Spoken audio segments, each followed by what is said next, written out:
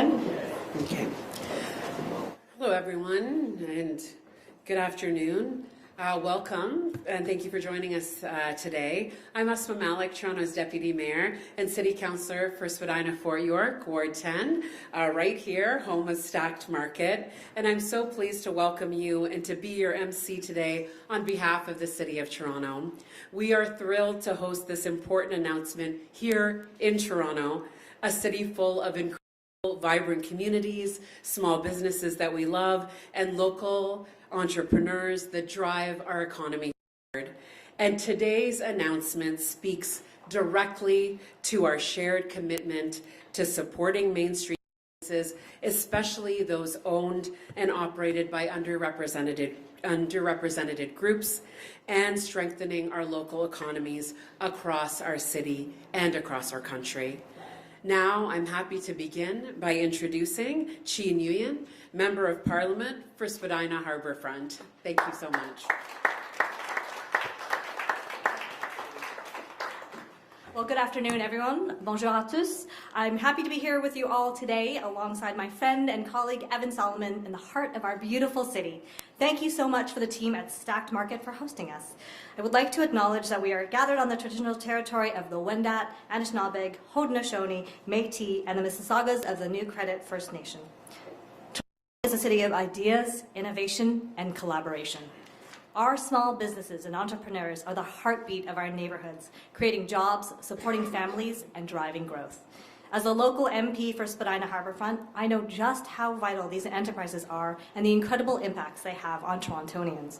That's why it's so important to recognize not only their role, but also the partnerships that help them thrive. Today, we're joined by incredible partners who share that vision. Both the City of Toronto and Corrales are playing a large part in supporting both SMEs and businesses across Southern Ontario, strengthening local economies. These organizations, along with strategic partners across the region, are helping entrepreneurs overcome challenges and seize new opportunities. Their work ensures that Toronto remains a place where innovation thrives and everyone has a chance to succeed. It's now my honor to introduce someone who has been a champion for Canadian and economic development here in Toronto and across Southern Ontario. Please join me in welcoming the Honourable Solomon, Minister of Artificial Intelligence and Digital Innovation, and Minister responsible for FedDev Ontario, who will share some great news with you all today.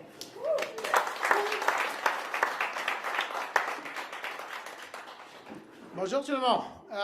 Good afternoon. Great to be here. Great to be your Deputy Mayor. Fantastic to see you here. What a great leader in the community Asma is. This is fantastic. Chi, look, Chi and I were elected together. She is an incredible leader in this community, loves this community, has represented this community. So you have great local leadership, great federal leadership. It's a pleasure to be here with Chi, watching her take this community, put it on her back and lift it up and really do so much to promote the businesses here, every single person here. And then, of course, to the Mayor, Olivia Chow, just remarkable work. I was actually with you yesterday in a time of the start of Hanukkah and a time when my community celebrating was feeling the tensions from what happened in Australia, and the Mayor, as ever, stepped out, stood up, and it was just a pleasure to be with you as you lift up communities and you support communities in need and make sure that you walk with people in those moments, and thank you for that. I really appreciate that. I also just want to acknowledge the folks that start Stacked. This is incredible, okay? Like, this is what cities are all about. You know, taking containers, turning them into cities, taking this park, it's fantastic.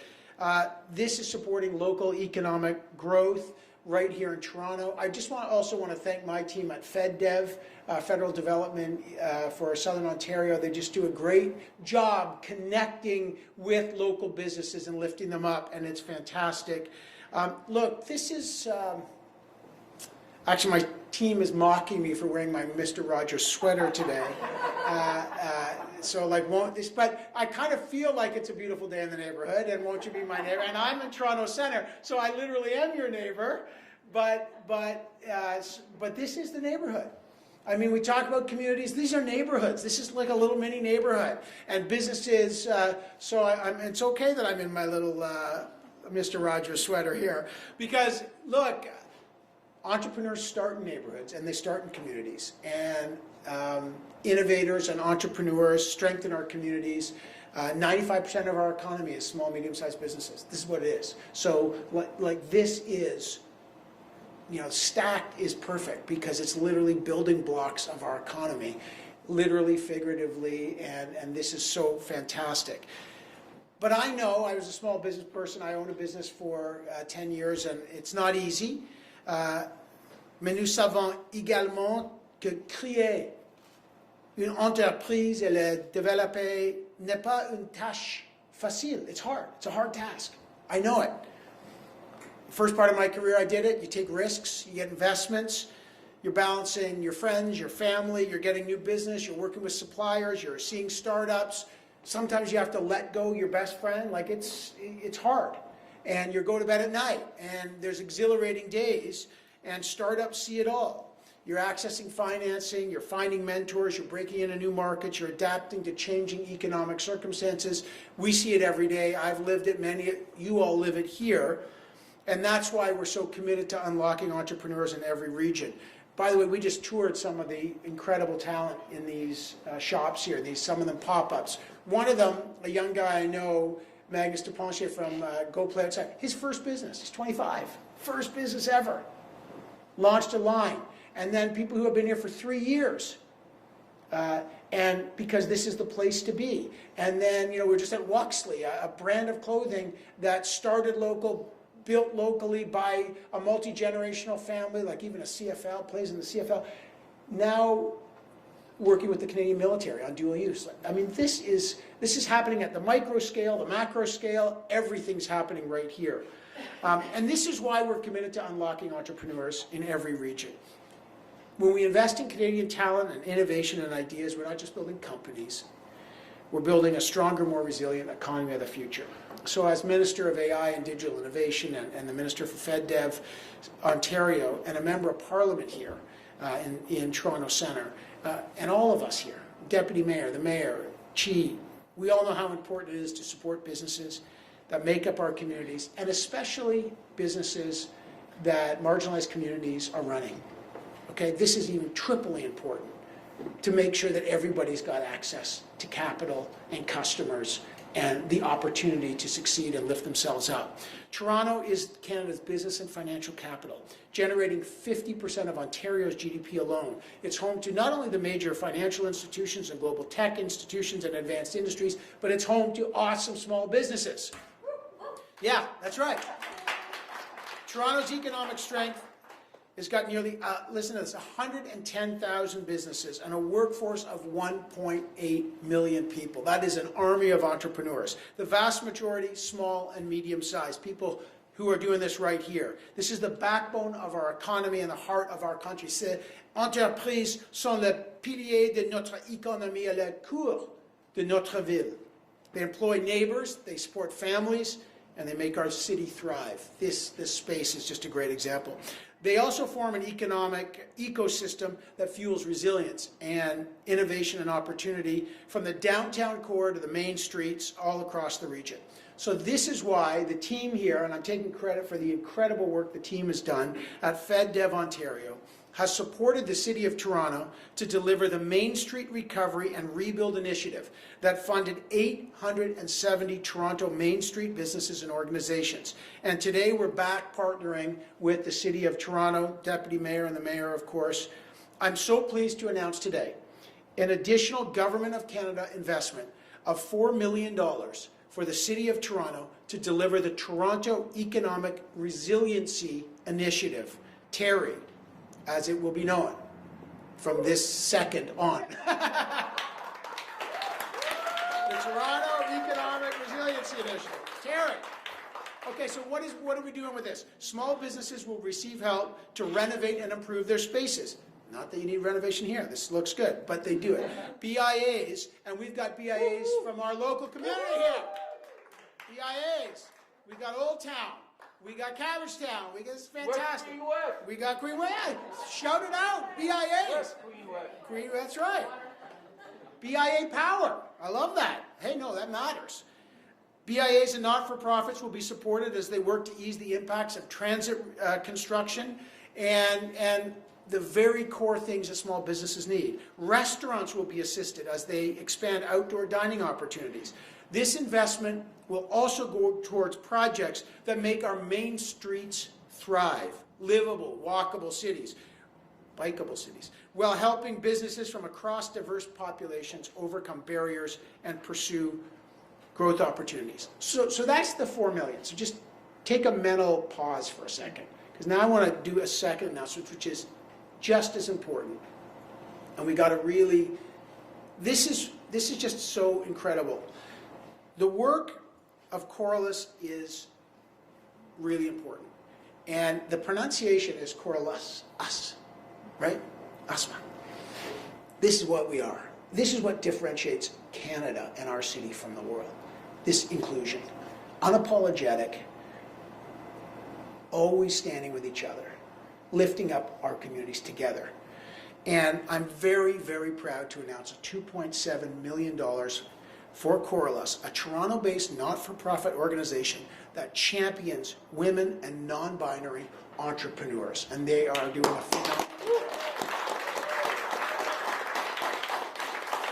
These are entrepreneurs that are building and employing and making this community thrive, resilient, strong, independent, and proud. Corliss will expand its programming across Southern Ontario and will continue to provide mentorship. You cannot imagine how important that is to a small business person. Resources, guidance, ensuring founders have what they need to grow future-ready businesses and give them the courage, and all entrepreneurs need courage, to do it. Thank you for that. Congratulations to the incredible team at the City of Toronto. Congratulations to the incredible team at Corliss. Félicitations à l'équipe de la ville de Toronto et l'équipe de Corliss. Incroyable. I look forward to seeing the impacts of the projects on entrepreneurs and beyond. Thanks to the BIAs, thanks to Stacked, and thanks to all of you. Why? To quote Mayor Chow, buy local. Let's go.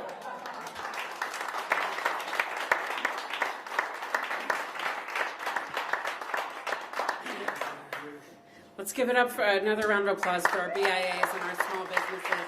And thank you so much, Minister Solomon. This is an incredibly meaningful investment in the future of Toronto's main streets and the future of our communities, because we know that they are so deeply connected.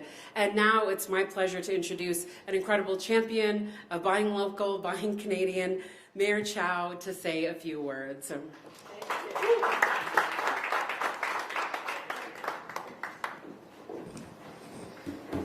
Minister Evan Solomon, I love your enthusiasm, the passion, and that's what we are right here in Toronto, and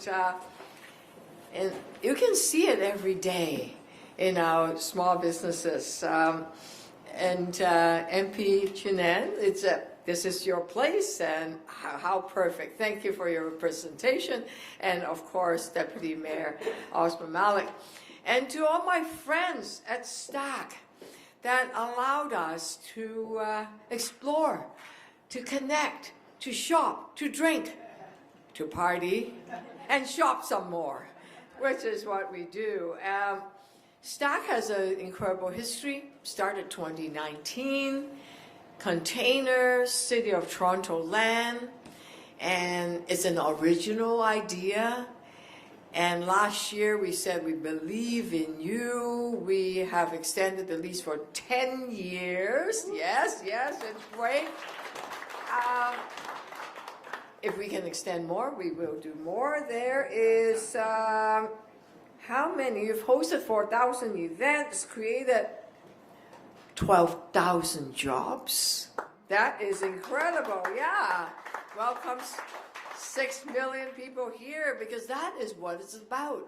It's supporting small businesses. It's supporting innovation, entrepreneurship, and allowing it, which is what small businesses, for people to connect. I can't tell you how many parties I have here, because It is where people really come together.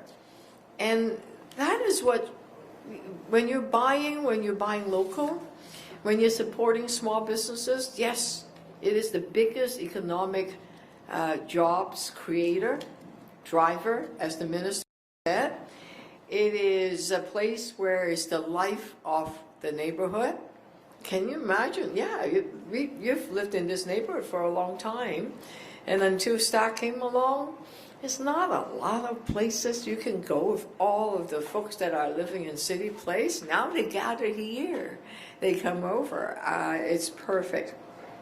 We know that entrepreneurs can navigate uncertainty, and we are approaching uncertain times because of our neighbors down south, the president at least. But businesses know, their owners know how to face challenges head on. Look at what happened during COVID. We just came from a place where the owner pivoted because COVID was boom, lost their jobs and everything went south. But guess what? He picked it up, created something, and he's now running a very successful small businesses. So thank you, Minister, for announcing the $4 million through FedDeb Ontario to support the Toronto Economic Resilient Initiatives. It's Terry. Yeah, did I get it right? Terry, thank you so much, because your investment is building confidence, building the opportunity, and building hope for future generations. It built on Main Street Recovery and Rebuild initiatives, which we have a lot of experience on. It was very, very successful. It was a first in Canada effort that helped hundreds of local shops get back on their feet. And every day I see them and they tell me, boy, that was tough, but thank God. It's a bit of support. They create beautiful storefront. They renovate inside, they bring in new people, they partner with different folks, and they activate outdoor dining. Some of us would call it Café TO. And in the summer, the money they make from Café TO sustain them almost for the entire year, right? So outdoor dining is really important, even in winter, because, you know, I can see some fireplace up there. It's very romantic. And yes, it helps business, you know, because we're building the Ontario line, we're building, and, you know, when a city is growing, is building, is construction, it's tough on the businesses, and thank God for this fund. It will help small businesses, and the call us, and supporting each other, making sure no one is left behind. It means that it strengthens all the small businesses, because sometimes it just surprises us. And we were there in a very impactful, moving story about how the owner was struggling with mental health issues. And by starting her business, she built her confidence, turned her life around. And you can see the pride in her face when she was describing all the merchandise that she has. And she had her proud mom also there. So this is what that other announcement, the investment, is all about. So yes, holiday season is upon us. How many more days do you have to buy? Yep, it's Hanukkah also. Give prezzies, and you know, you be nice, not naughty, and Santa's will be good. It's never too late to shop local, because when residents shop local, they invest directly into their neighborhoods. It keeps their dollars in Toronto, support good jobs, help Main streets stay vibrant, and it builds our economy. What have we done at City Hall? We're cutting red tape. Okay, we have a red tape initiative, and we have our 10-year plan, Sidewalks to Skylines Action Plan, where we are committing to keeping small business flourishing, building community wealth, expand outdoor dining in all weathers, mitigating construction impacts, and we're also getting TDC service back on track, not raising fares. What else? We are protecting renters so they have some money left by the end of the month so they can shop more locally, because there's more money circulating in the economy. And thank you for the Build Canada Homes program, the federal government. We're building homes that people can afford. What does that mean? More money to buy and shop and eat locally. That helps the small businesses. So we're saving families $1,200 by feeding their kids on their, again, universal food program, partnership with the federal government, so that they don't have to pay so much on the groceries, and the kids are having a little snack in school, all of them. And if the TDC fares haven't gone up, they save $300 for a family of two. So more money in the pocket, again, more money to shop locally. So thank you to the Government of Canada for this partnership, and I can't wait to see the local economy flourishing. There's one small good news. It's actually a very big good news. I saw a recent statistics. Even in economic harder times, uncertain times, the retail sector is hot, and it's just going way up. So people are buying local. They are getting the message. So that's wonderful. So let's keep doing this, and together we'll build a city and deliver a city that's more affordable, safer, caring, and vibrant. Thank you so much, Minister.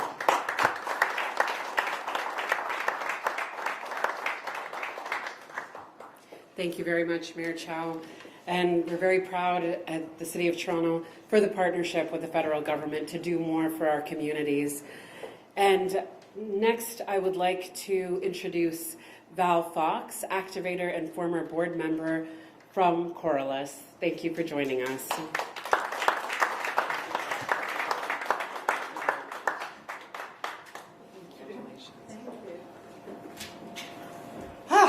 I am really happy. I'm really happy because I'm hearing about people helping people. And that's what Coralus is really all about. I'm here also representing Vicki Saunders, who is the CEO of Coralus, and she's asked me to say a few words. I think I'll put that up a little higher. Yeah. Yeah. Okay. Coralus is very grateful to be partnering with FedDev Ontario on this project because it allows us to take what we've been doing for 10 years, supporting women, non-binary and underrepresented entrepreneurs, and expanding it in a way that strengthens the entire innovation ecosystem in Southern Ontario. We've now funded 268 ventures across 5 countries, deploying $21 million at 0% interest loans, entirely from private capital. Yeah, that's pretty awesome. It's a model that didn't exist before and was birthed in Canada with a great deal of support along the way from the federal government. It's really awesome. FedDev support allows us to scale a model that's already proven itself, a model rooted in trust, generosity, and the belief that when the underrepresented entrepreneurs get the right conditions, their impact ripples outward. With this investment, we're growing the circles where real transformation happens. There's small focus groups where founders support each other, solve problems together, and accelerate each other's growth. We're building a digital platform that will give Southern Ontario founders something they've never had before: global visibility through powerful storytelling.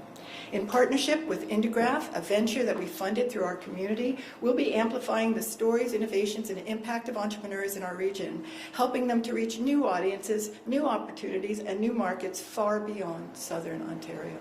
At its core, this project is about expanding access to opportunity, to support, to customers, and to each other. It's about unlocking the full potential of the entrepreneurs who are shaping the future of Southern Ontario.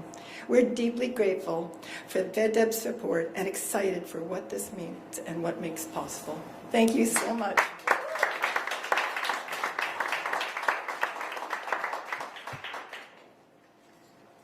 Thank you very much, Val, and thank you to Coralus And thank you to all of our speakers this afternoon. And with this investment, our work together ensures small businesses, entrepreneurs, and communities can thrive even in uncertain times. And that concludes our formal program for this afternoon. I want to thank you all for joining us today. And I will now turn it over to FedDev Ontario to moderate the media Q&A portion. And following the media Q&A, we will have a photo opportunity. Thank you all so much. All right, if the ministers and mayor and member of parliament can please go up, I'll be moderating our Q&A. It's going to be one question, one follow-up. Please speak into the mic so the transcription can pick up your questions, and please share your outlet and your name at the same time. You guys are up too. All right. Yep. Good afternoon. Nick Westall with City TV. This question's for Mayor Chow and Minister Solomon. Doing a follow-up about concerns raised in the Jewish community, especially what happened in Bondi Beach over the weekend. Toronto Police Service, they have put out command posts in certain parts of Toronto right now, but I'm just wondering, for each of you, what more your governments can be doing to help reassure people right now? Because in speaking with members of the Jewish community earlier today, there is a lot of fear and a lot of concern right now.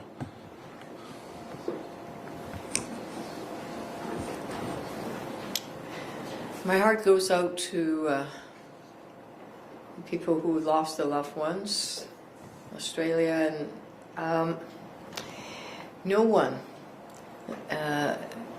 should be feeling unsafe. The Jewish community should not be feeling unsafe when they're out celebrating, when they are dropping their kids to school, or going out on a daily work, just being who they are. So what the City of Toronto have done is we have invested in hiring a lot more police officers in a couple of years. We are looking at 750 new officers just in the last 2 years in terms of extra officers we hired. And through Project Resolute, the chief of police will tell you that it's an all-hands-on-deck situation where they are doing everything they can to assure the Jewish community during the Hanukkah celebration and all the other events where the community gathers, the police have increased the presence in these events. And we want to let the Jewish community know that they're not alone and that we understand their fear and we'll do what we can at the city to support the safety of the community. Thanks, Mayor. First and foremost, our hearts go to the victims, the family of the victims, and the wounded in that horrific massacre and act of terror in Bondi Beach in Australia. Horrific. And there's some heroic action to save more lives, we should point out. This is a tragedy. This is anti-Semitism. This is, let's call it what it is. And we got to stand against this. The mayor and I were lighting the candle last night together because of that. We wanted to make sure the community knows. I'm a member of the Jewish community. I celebrated Hanukkah yesterday with my family, and I'll again tonight. And yes, the community feels vulnerable. I was with Rabbi at my synagogue, Rabbi Splansky, yesterday at Holy Blossom with our community. And as she says, look, anti-Semitism isn't a Jewish community problem. It's a global problem. And everyone, the same way, hate group, many groups feel hate. And this particular anti-Semitism is on the rise. The statistics don't lie. So we appreciate the security.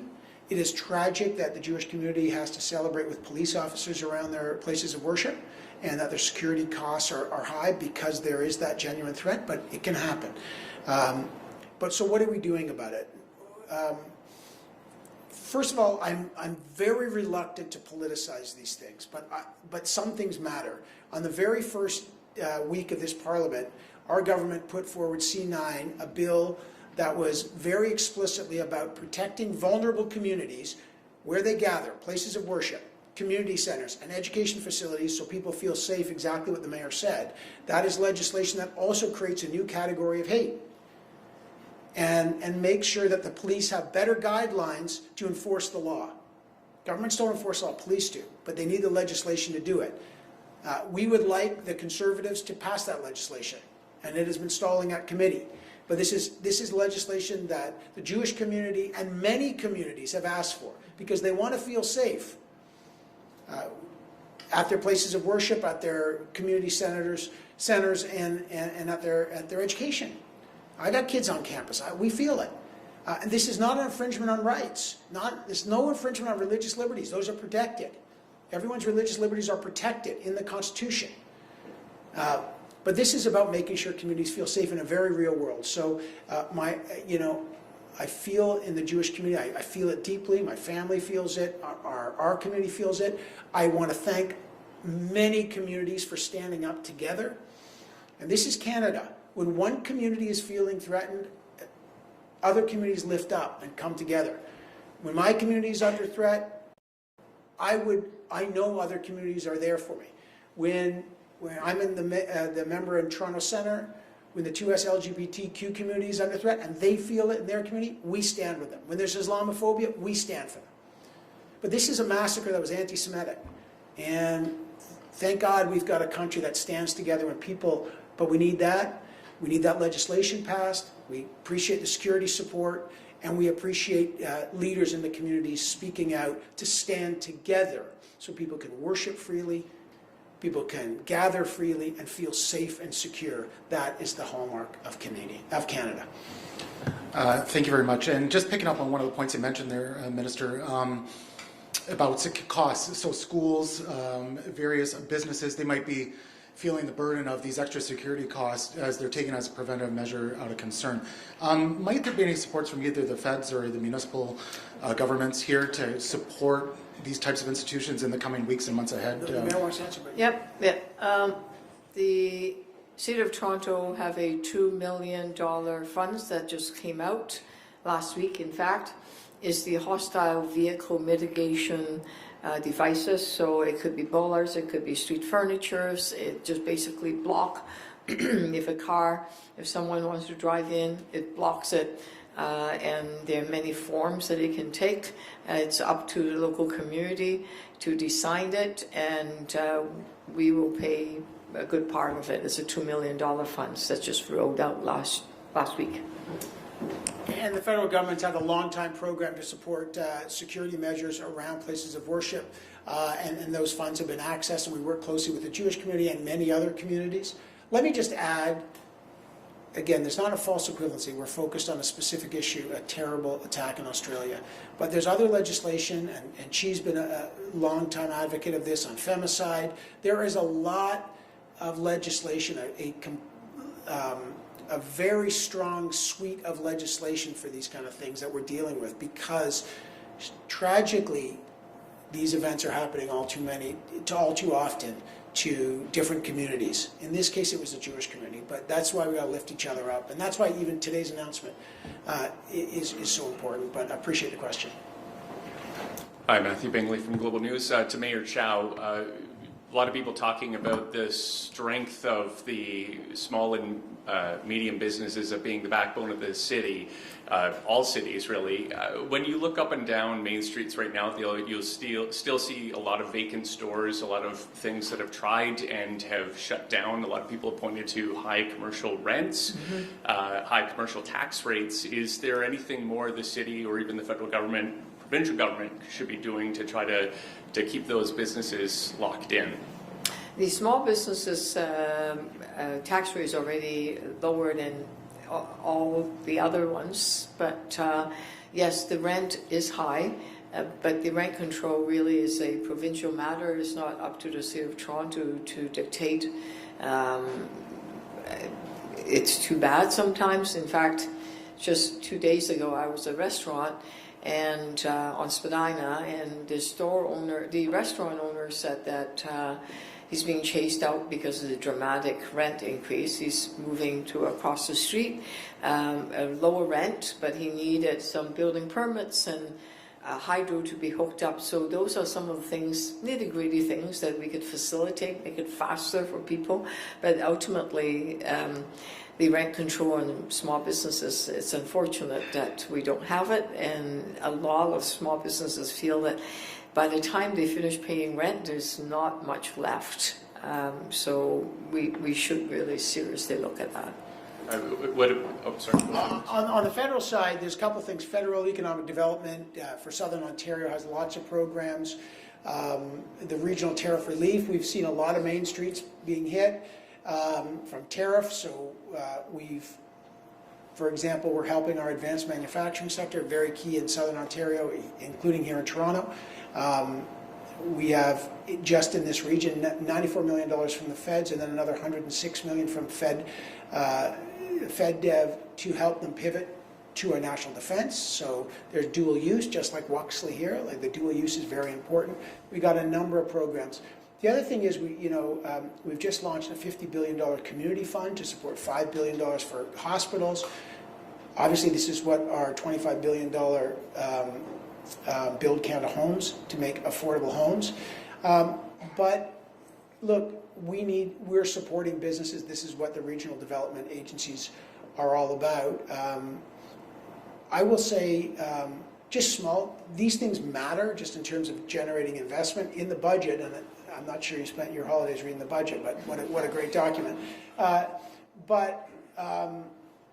If you look at our marginal effective tax rate, which helps drive investment in the city, and Corliss will know this kind of thing, it is now 13.2%, dropped from 15.6. That means it's the lowest in the G7. That's lower than the US under the one beautiful big bill or whatever it's called. So, but it's important because it's driving investment here, and driving small business, driving by supporting local, and then finally I'll say, and you see the sign here, this notion of build in Canada, buy in Canada, believe in Canada, the Buy Canadian policy, the government, the federal government has a role to play in that, and the tier 2, tier 3 suppliers, we're buying from them. So that's part of it as well.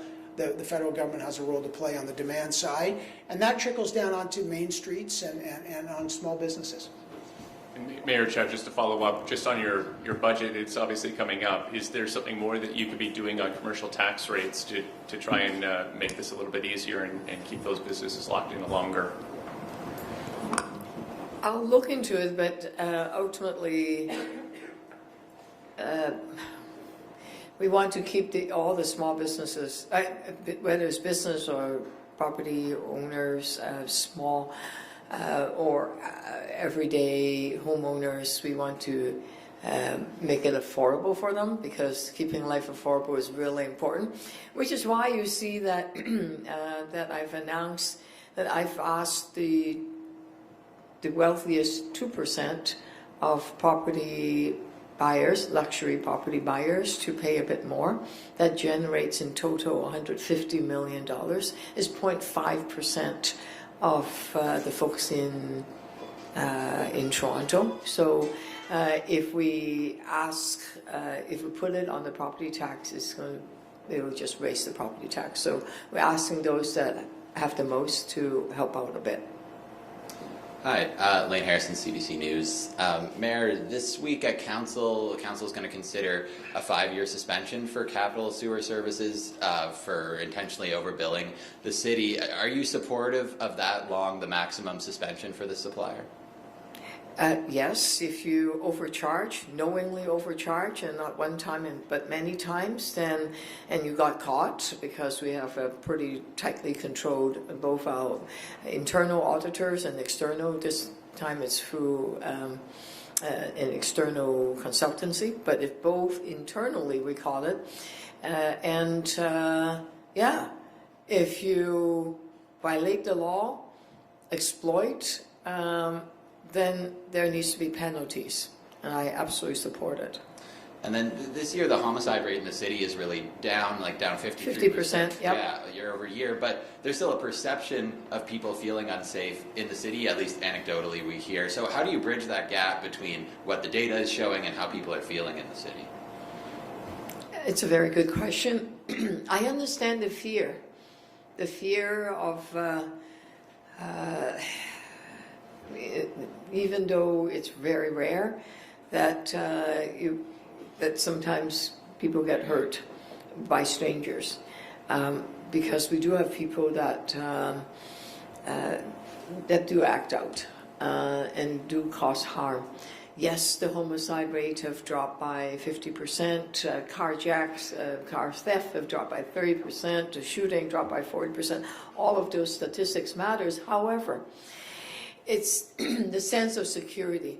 Is how to lower the fear. So yesterday, for example, I brought together all the residents in the northeast area, in the Scarborough Rouge River area. We had a big, good meeting with Division 42 and 43 with the unit commanders and all the police officers. And the local residents said that, yeah, it's building relationships. So these are not strangers. And if we have some questions, if we see something not quite right, we know who to talk to, who they are. They're not somebody out there. It's not just the police, it's someone we know. And building that kind of trusting relationship is very important. And I've no doubt that people, there were over 100 of local residents coming to the meeting and feeling, oh, okay, now I know who to talk to if I have that. And then give them a sense of security. Also, a mom and a dad who lost tragically their 17-year-old son at a shooting, and the son was killed at Scarborough Town Centre. They were there. And the mom, through tears, said that she thanked the police and the city, because I went to visit her, that the alleged killers, the shooters, were both caught. So you have a mom, even though very sad, thanking the police for their support and the City Hall for their support, but also from bringing the people to justice. So it gives our police officers the encouragement to do more. It gives opportunity for the residents to know and appreciate and question the police officers. So that kind of dialogue is very, very important. Longer answer, I hope you don't mind. Hi, Kate Allen from the Toronto Star. I have a question about AI for actually both Mayor Chow and for Minister Solomon. The AI boom has also brought a boom in data centers, including in the GTA. And I'm wondering if either of you have any concerns about the capacity of our electrical grid to handle this growth and the emissions associated with it. I could start and then you can, yeah. I meet with Toronto Hydro every 3 or 4 months with the CEO and the board chair to look at capacity. And yes, it is an area. I'm waiting for them to give me some predictions in the long term, but it is on the horizon. We're keeping an eye on it. Yeah, it's important to build. Great question.